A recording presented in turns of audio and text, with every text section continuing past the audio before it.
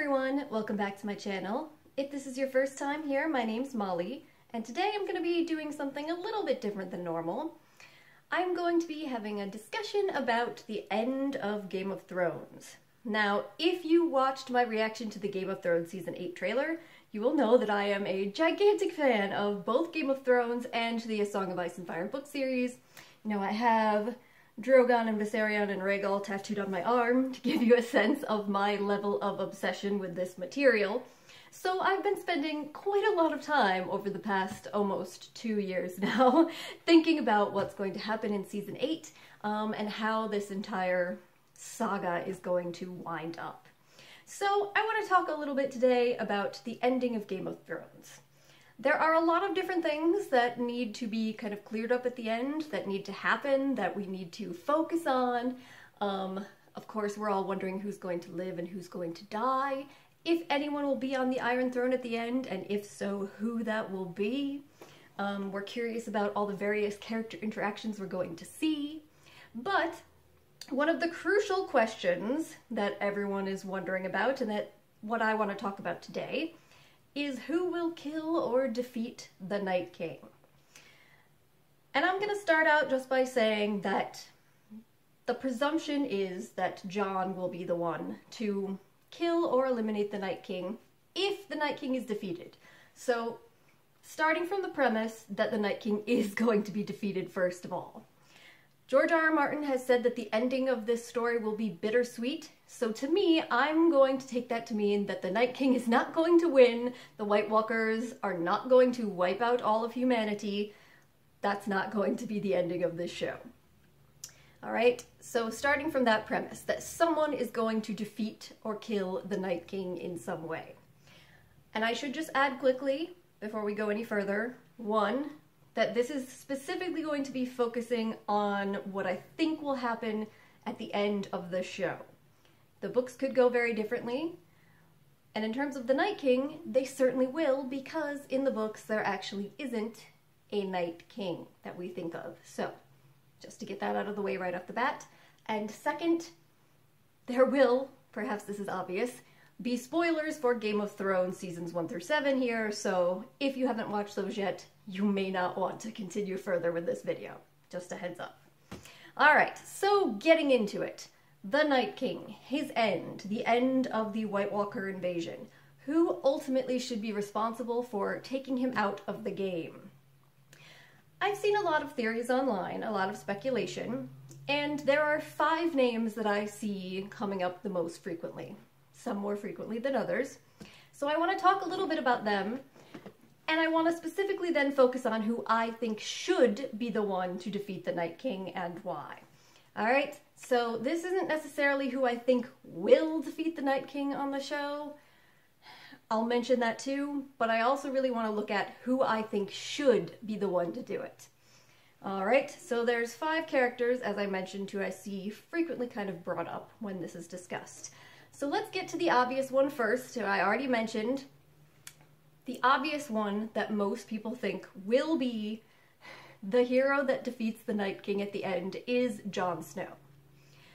There is a lot of reason to suspect that this will come down to a Night King-Jon Snow confrontation.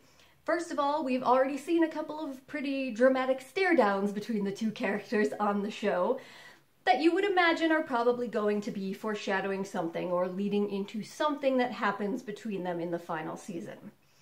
So there is that. There, of course, also is a lot of speculation that Jon is in some way the fulfillment of the prophecy of the prince that is promised, or Azor Ahai. Sometimes these prophecies are conflated, sometimes they are separate, but on the show they seem to really be putting them together. So there is an idea that Jon, as the coming together of ice and fire, is the chosen prince, and his being resurrected by Melisandre or by R'hllor seems to suggest that that may be true, that he may be the one destined to defeat the Night King and stop the invasion of the White Walkers. So that is the most kind of obvious answer. But I personally don't think that it's the right way to go. For me, Jon kind of represents the coming again of a great Targaryen king, and that is Jaehaerys the Conciliator. Jon is a character who brings groups together, groups that are in conflict, who brings peace and stability in times of chaos. That's who Jon is. So to me, if Jon really has a fundamental role, it's to bring everyone together in order to battle the White Walkers, which he has been pretty successful in doing so far, and possibly to be the leader at the end. If there's someone on the Iron Throne, Jon seems like a potentially good candidate for that role. So I don't really think that he necessarily needs to be the one to defeat the Night King in actual battle. And to be honest, I don't really want to see this story wind up with a sword fight between Jon Snow and the Night King. I think that's one of the least interesting ways that this could end, that this could go, and I really hope that that's not what's going to happen. Now again, I think there's a very good chance it will happen.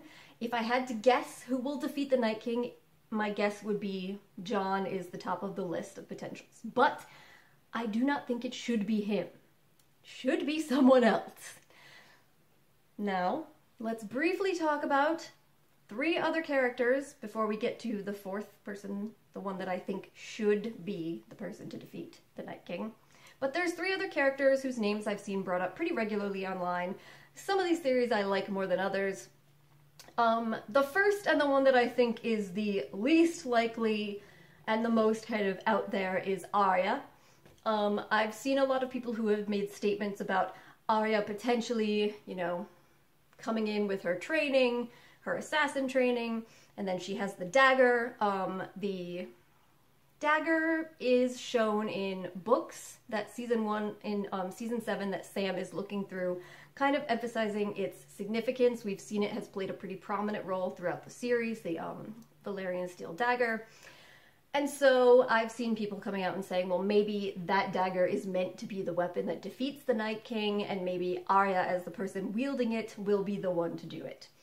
So I do think there's some interesting ways that we can see that dagger as replacing a pretty significant Valyrian steel sword from the books, which hasn't been mentioned really in the show other than one brief second, and it was Arya who was mentioning it, and that is the Targaryen blade Dark Sister. So personally, I think that a lot of these Valyrian steel swords that are not talked about on the show are going to be important in the books later on, Dark Sister being one of them. And if the dagger is kind of a stand-in for that, then I do think there's some validity to the idea that Arya will be doing something pretty significant with it. But it's not going to be killing the Night King, all right? That's not really what's going to happen. So let's move on past that theory, please. The next one that I think is certainly far more valid, and this would be my second most likely person out of everyone to defeat the Night King if it's going to happen, would be Bran Stark. So we know that Bran and the Night King obviously have a connection. They've been sort of at odds with one another since the beginning. The Three-Eyed Raven had said that he was waiting for Bran. Bran was meant to come, and he is supposedly, according to Jojen, the one who can stop the White Walkers. He tells Sam, Jojen tells Sam, that all the kings in Westeros cannot do it.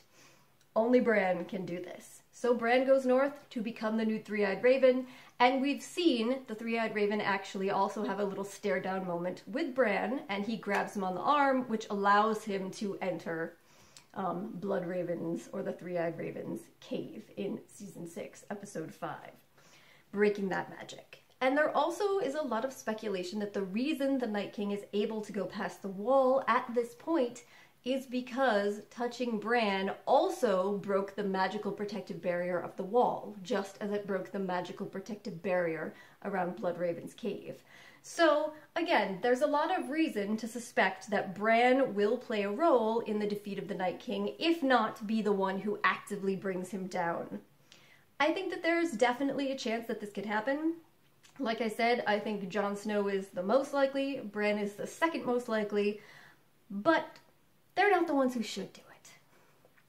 Alright, so next character would be a dark horse for defeating the Night King, but someone who I think it would actually be very cool or interesting to see do it, and that is Jaime Lannister. Alright, so we all know that Jaime has one of the most interesting character arcs on the show and in the books. It's been a long time coming for him, his redemption story, and I'm not going to get into this in too much detail, but just think about how cool it would be if the man who has been known as the Kingslayer for all these years and has really lived under the shame of that title actually turned out to kill the Night King, and then that name would have a completely different and much better meaning and also go in line with his full redemption arc. Alright, so again, I think that theory is fantastic, super cool. Everyone that is rooting for this, I definitely understand why you want it, and I will say that this would be my second choice for the thing I would want to happen most, but I don't think it's very likely. So this brings us down to the final person of the five, and this is the character who I think should be responsible for ultimately defeating and killing, if he dies, the Night King, and that is, you guessed it, Daenerys Targaryen. Alright, so I know a lot of people are going to get upset when they hear me say this. There's a lot of people out there that are not fans of Dany and that really want Jon to be the ultimate defeater of the Night King and rescuer of the people of Westeros. And if that's your opinion, I understand and I respect that. I'm sorry if this is going to displease you. But ultimately, I feel that Daenerys should be the person to defeat the Night King. As we've seen repeatedly throughout the show, Dany is a warrior. She is a conqueror, right? Daario says, "You're a conqueror, Daenerys Stormborn." That's who she is. She leads people, armies, from place to place. She inspires others to stand up and fight for themselves, for their protection. And she is not necessarily the best when she has to just sit in one place and rule. But conquering, battle, that she's fantastic at. So, if I believe Jon is Jaehaerys the Conciliator come again, Daenerys is Aegon the Conqueror come again, right? She is there to bring fire and blood. She is the ultimate antagonist for the Night King. And more importantly, Daenerys Targaryen is the breaker of chains. Dany's entire story has been about rising up from a position where she herself was basically enslaved to first her brother and then Khal Drogo, to becoming this warrior for the good and for the end of enslavement throughout the world. She went from city to city, doing whatever she could to free slaves, regardless of what the cost of it might be to her. And we have also heard repeatedly it discussed and talked about the idea that the dead are enslaved to the Night King. All right, all of the whites, you know, the undead slaves, servants of the Night King, are stuck living this eternal damnation and following his orders in the afterlife at the moment.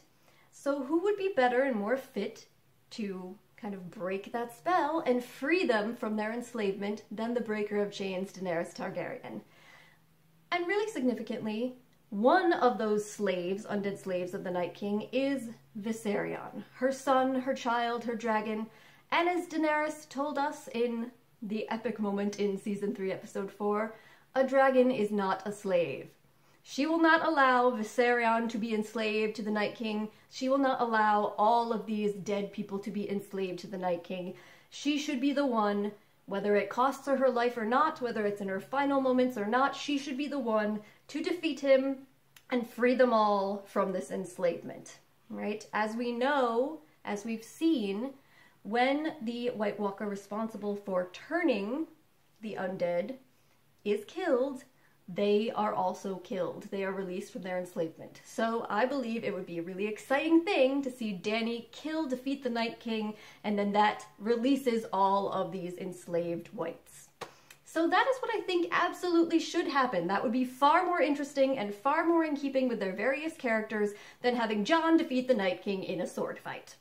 Alright, so again, to just recap, my idea of who's most likely to defeat the Night King versus who should. Most likely, number one, top of the list, Jon Snow. But it would be predictable and I don't like it. Second would be Bran. Third, Daenerys. Fourth, Jaime. And then 5 at the bottom would be Arya.